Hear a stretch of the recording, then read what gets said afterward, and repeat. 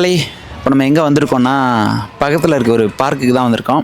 இன்றைக்கி நம்மளோட அண்ணன் தளபதி விஜய் சிஎம்மாக பதவி ஏற்றிருக்காரு. அதை பற்றி மக்களோட அபிப்பிராயம் என்னன்னு கேட்க தான் வந்திருக்கோம். வாங்க போய் பார்க்கலாம். வணக்கம்க்கா. வணக்கம். உங்களோட பேர்?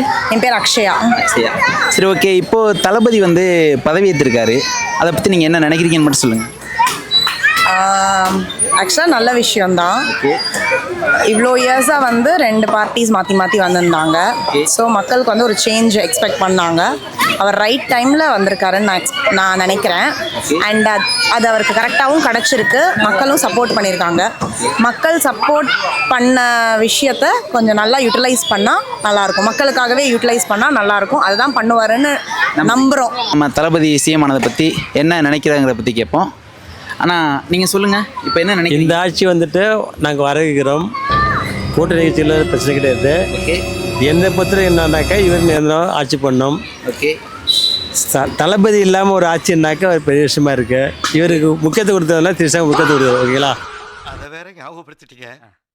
நெஞ்சமெல்லாம் பொண்ணு அறக்கு தம்பி, மறக்க முடியல. ஓகேங்களா?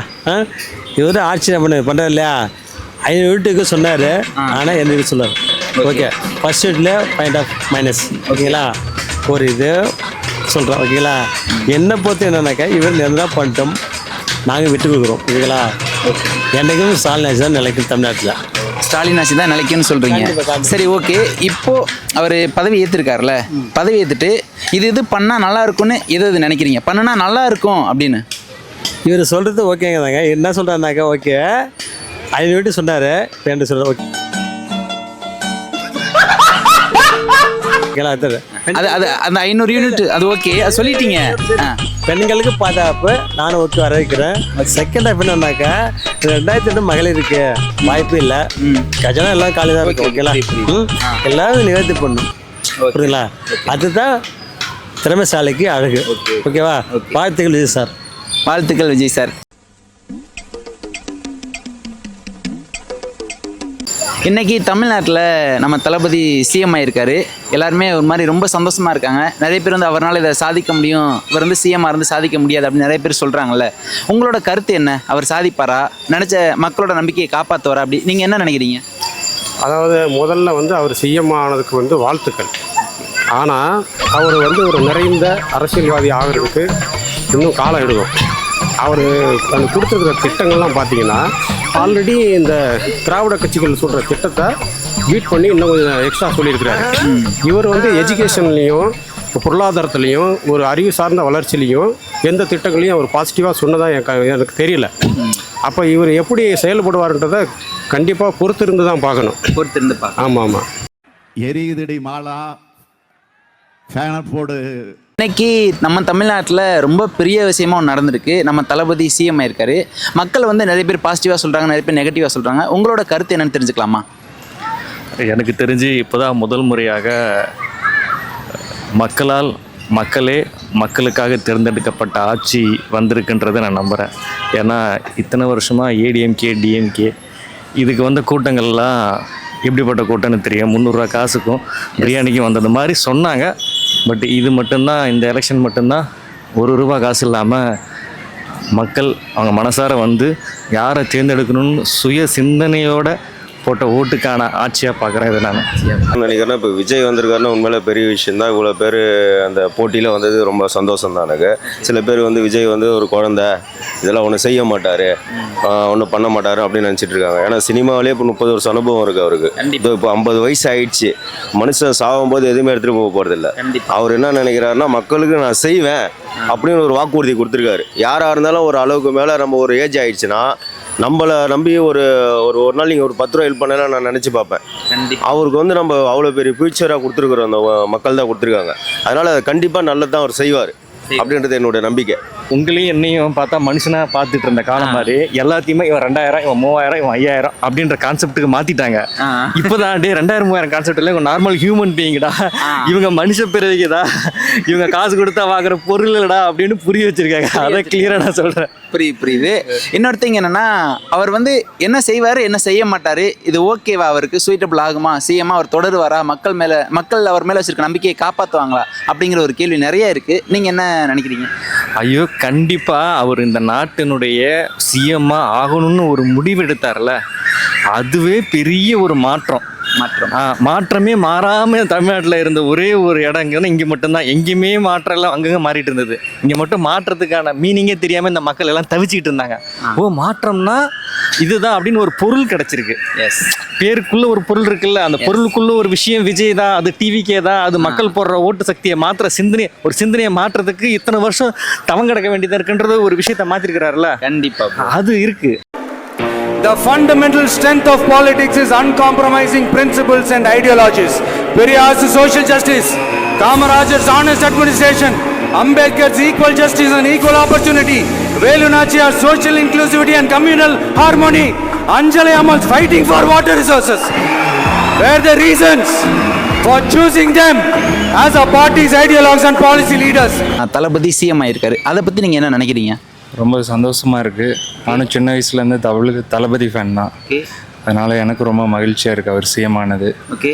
ரொம்ப நாள் கனவு அவர் என்னைக்கு அந்த சீட்டில் உட்காருவாருன்னு, அந்த சர்க்கார் படம் பார்த்ததுலேருந்து. எஸ். அது என்ன சொன்னீங்க? பிராண்டிங். அந்த பிராண்டை அழிக்கிறதுல தான்டா நான் ஸ்பெஷலிஸ்ட்டு. ஆமாம், இப்போ வந்து தமிழ்நாட்டில் நம்ம விஜய் அண்ணா வந்து சிஎம் ஆயிருக்காரு. நிறைய பேர் மக்கள் வந்து சில பேர் வந்து நல்ல விஷயங்கள் சொல்கிறாங்க, சில பேர் வந்து அவரால் ஒன்றுமே பண்ண முடியாது அப்படின்னு சொல்கிறாங்க. நீங்கள் விஜயை நம்புறீங்களா? அவர் நல்லது செய்வாரா?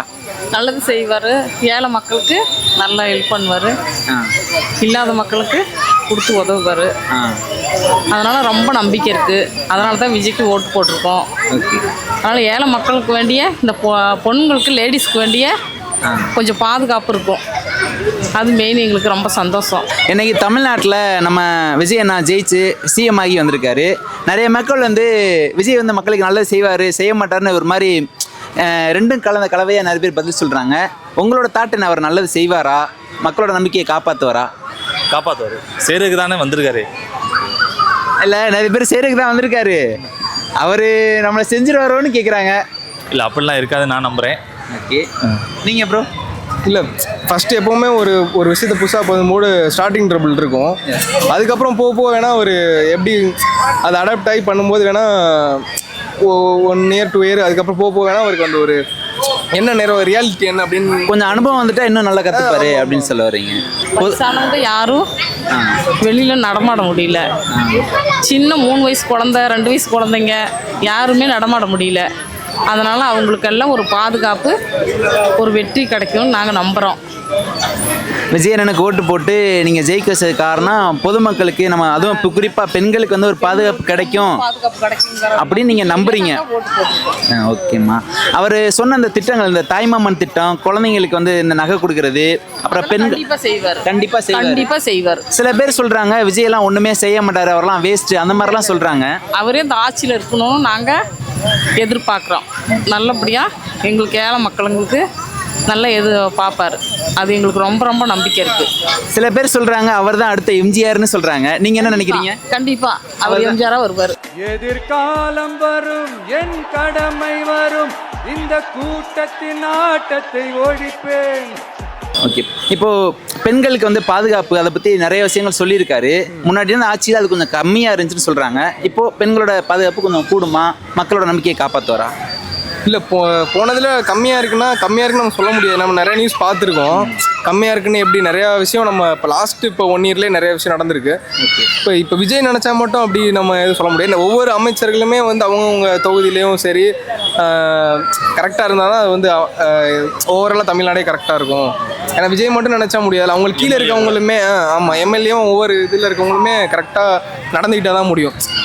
ஆமாம், விஜய் மட்டும் சொல்லி அவர் மட்டும் கரெக்டாக இருந்தால் பத்தாது. அவர் கூட இருக்க எல்லா அமைச்சர்களும் எல்லா எம்எல்ஏக்களும் சரியாக இருந்தால் மட்டும்தான் இது வந்து தமிழ்நாடு மொத்தமாக கிளியர் ஆகுன்னு சொல்லியிருக்கீங்க. நிறைய பேர் அப்படி தான் சொல்லியிருக்காங்க.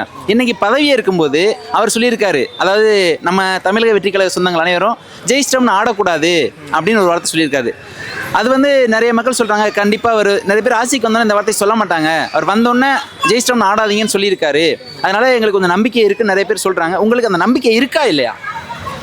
இல்லை அது நம்பிக்கை இருக்கலாம் தவிர அப்படி தான் இருந்தா அவனு வேறு வழி இல்லைன்னா இப்போ எல்லாருமே ஓட்டு போட்ட எல்லாருக்குமே வந்து சில பேருக்கு தெரியவே தெரியாது. இப்போ ஓட்டு போட்ட தொகுதியில் யார் நின்னாங்கன்னு கூட தெரியாது. எல்லாருமே விசில் சின்னம் விஜய்ன்றதுக்காக மட்டும்தான் ஓட்டு. இப்போ உங்களுக்கே இப்போ உங்கள் தொகுதியில் யாருக்கு நின்று நீ யார் ஓட்டு போட்டால் யார் நின்னாங்கன்னு கூட உங்களுக்கு கேட்டால் உங்களுக்கே தெரியுமா என்னன்னு தெரியல. எனக்கு தெரியும் ப்ரோ, ரமேஷ்னு ஒருத்தர் நின்னாரு. அவர் இதுக்கு முன்னாடி இல்லை சொல்கிறேன், எனக்கு தெரியும், அதாவது எனக்கு தெரியும்னு சொல்ல வரேன். தெரியாத மாதிரி மக்கள் நிறைய பேர் இருந்திருப்பாங்கன்னு நீங்கள் சொல்ல வரீங்க. நான் அக்செப்ட் பண்ணிக்கிறேன். இப்போ கொஸ்டின் கேட்க வரனால நீங்கள் ஒரு வேளை ப்ரிப்பேர் பண்ணிட்டு கூட வந்திருக்கலாம் யார் யார் நின்னாங்க அப்படின்னு. இப்போ நிறைய பேருக்கு தெரியாம கூட இருக்கலாம்.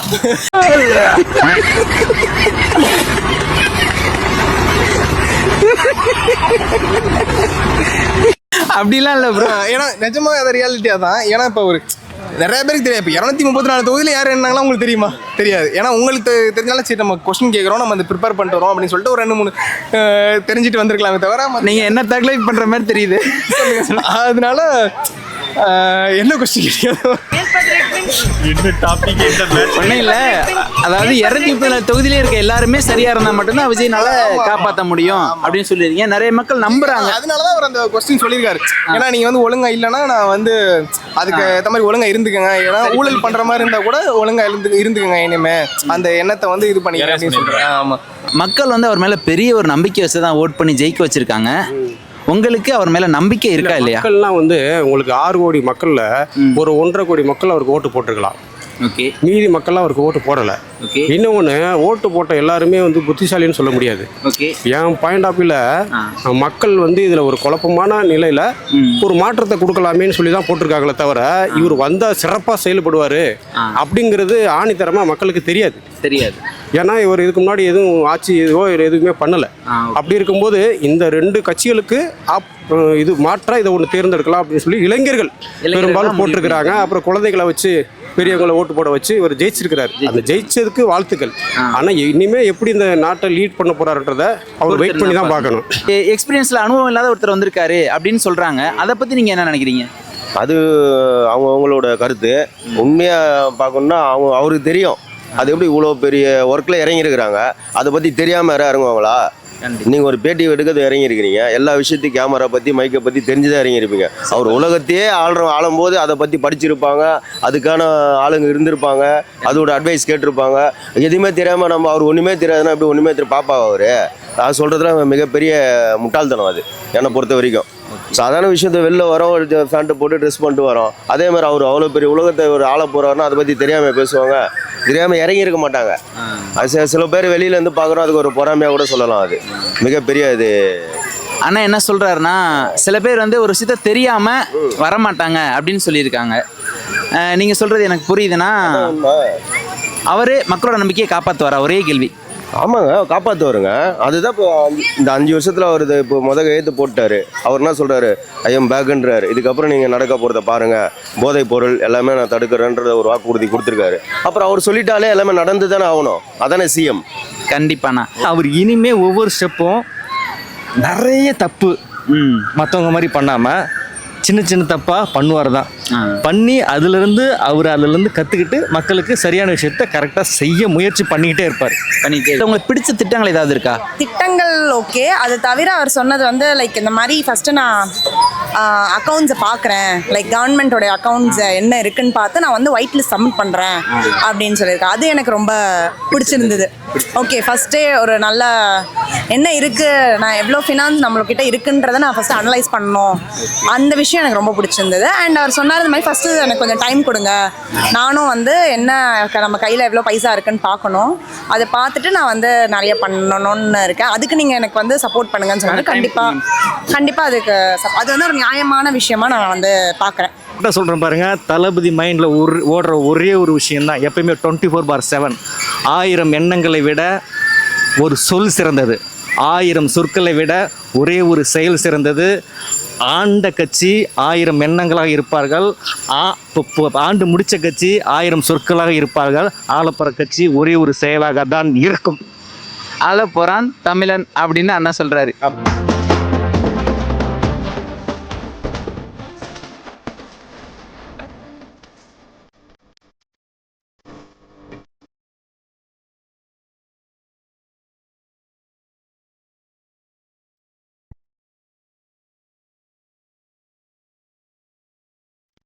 வா